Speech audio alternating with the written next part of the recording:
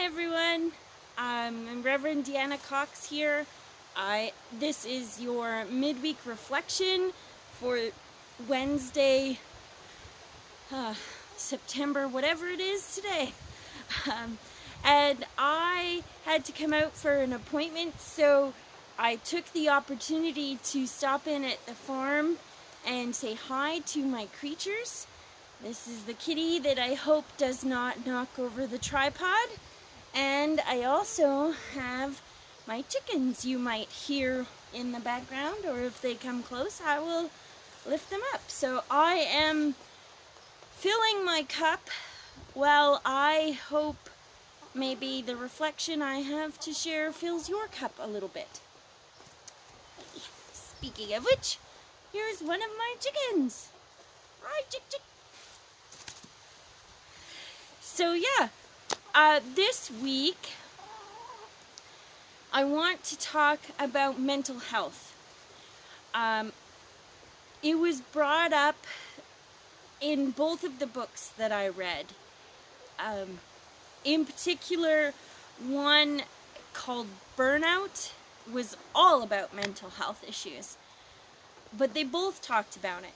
And so I want to highlight it for this Sunday. And what our faith says to us about our mental well-being and what we can do as a community of faith or as community to help each other. You may or may not know that I was off on stress leave for like last December, January kind of timeline. And well-being was a huge piece of my sabbatical time that I focused on.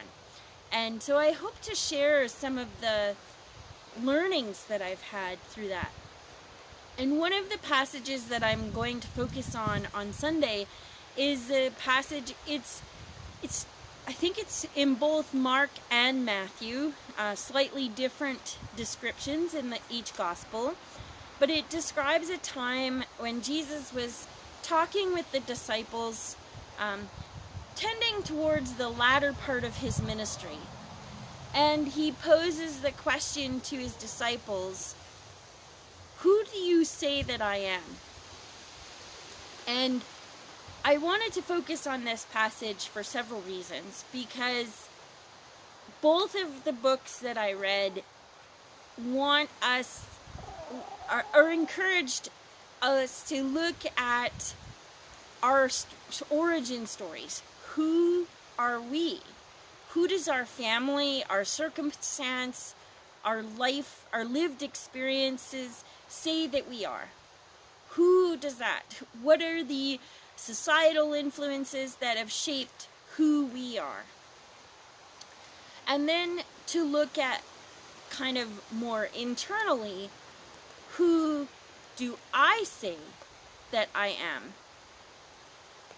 And to notice any incongruencies or discrepancies that happen between our story of origin, our family story, our societal stories, and who we say that we are.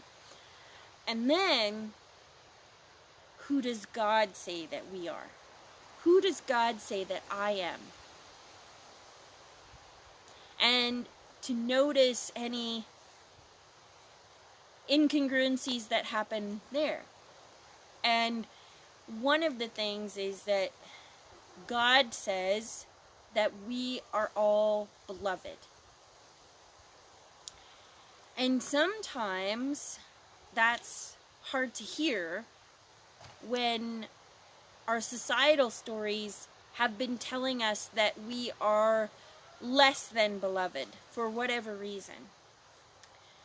And there are a lot of stigmas and points of marginalization out there, folks. If you haven't encountered one, you are incredibly blessed and privileged and lucky. If you have encountered those points of marginalization or times where society tells you that you are less than beloved, I just wanted to share part of my experience and kind of my reflection and reconciliation of knowing that despite that, I am beloved. So, who am I? I am Deanna. I am a daughter, a wife, a mother. I am a minister within the United Church of Canada.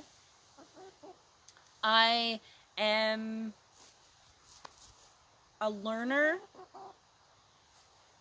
And one of the things, and I want to be a farmer very badly. I am a caregiver and steward of creation.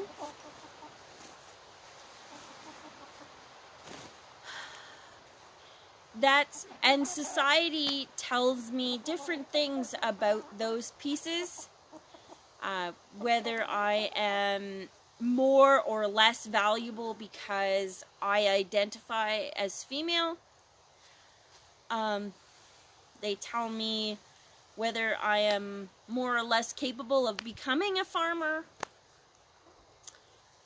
All those things. And so that's my story of origin.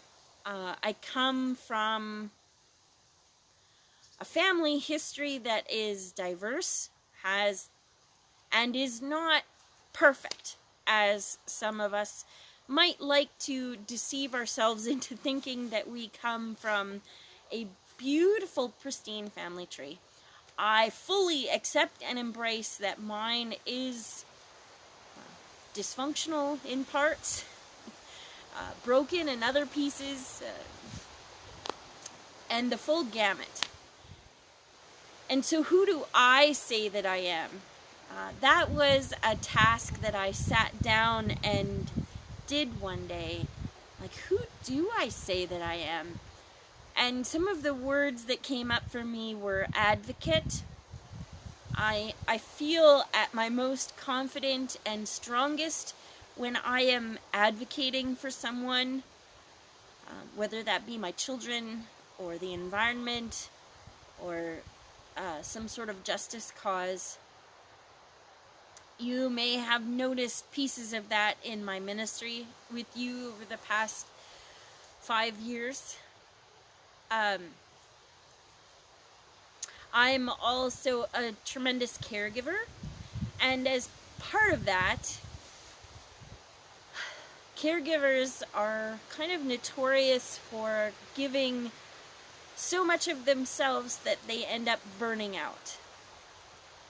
And so that's a piece that I have been confronted with throughout this past summer on my sabbatical, and that the other piece I need to remember is that I am also worthy of care.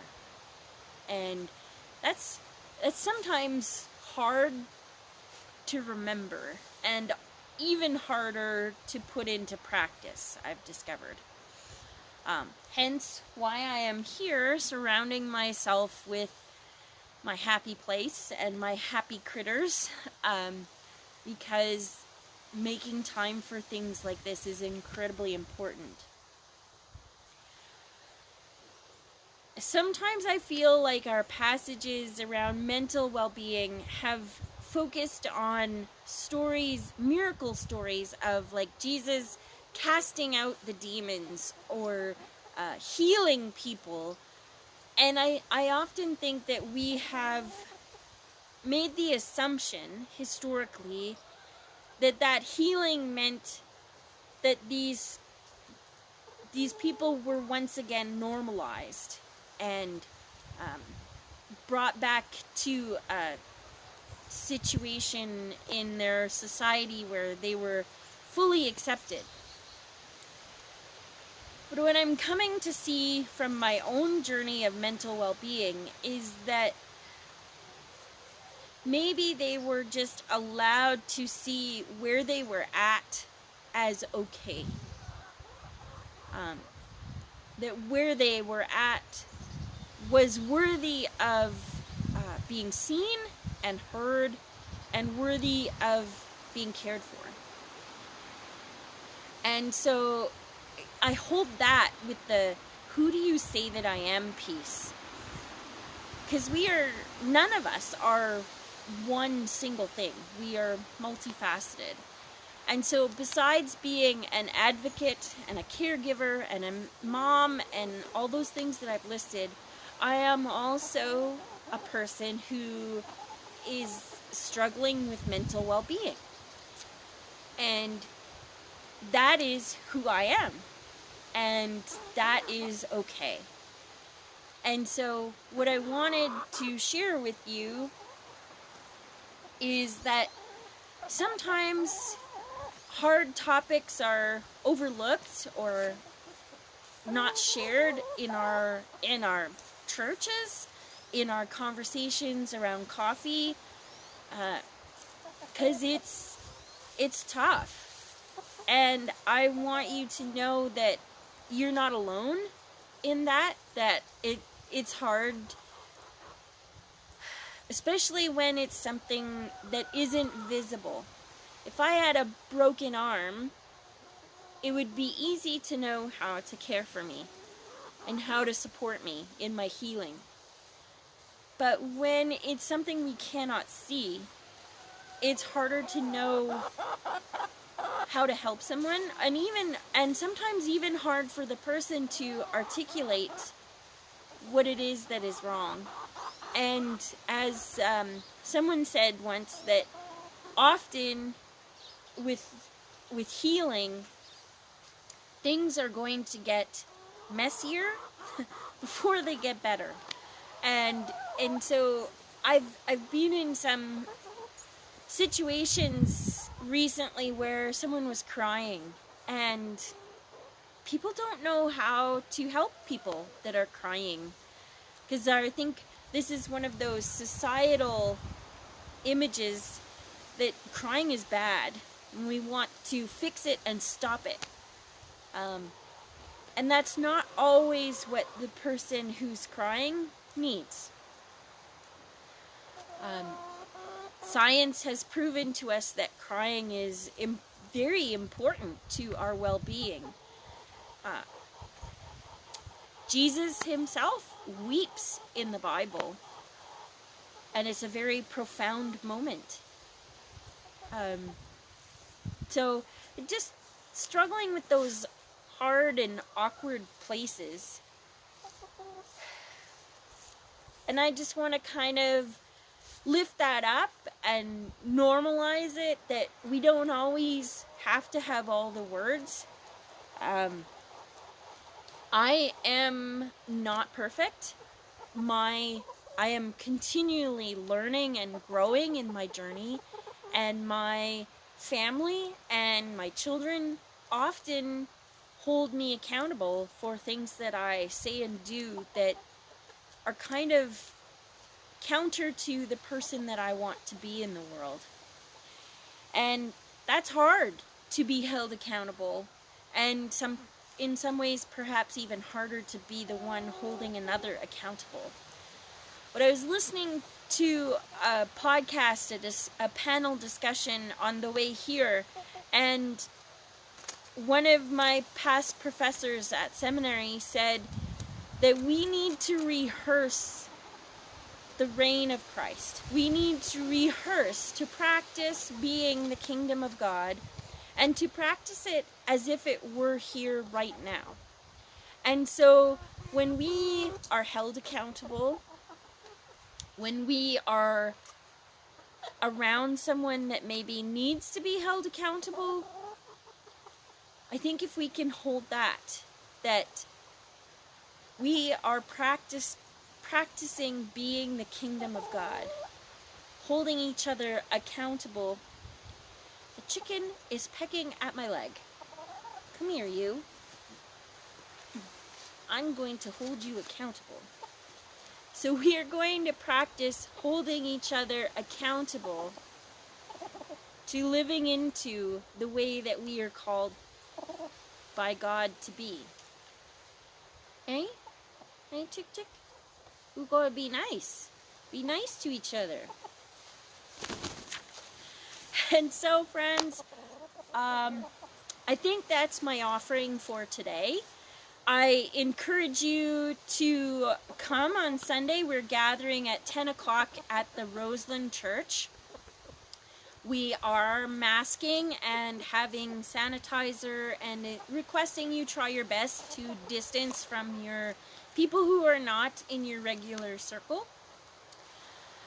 If you find yourself missing a Sunday service online, some of that is because we need a volunteer. If you would like to see a portion of our in-person service recorded and offered online, we need a volunteer to run the camera.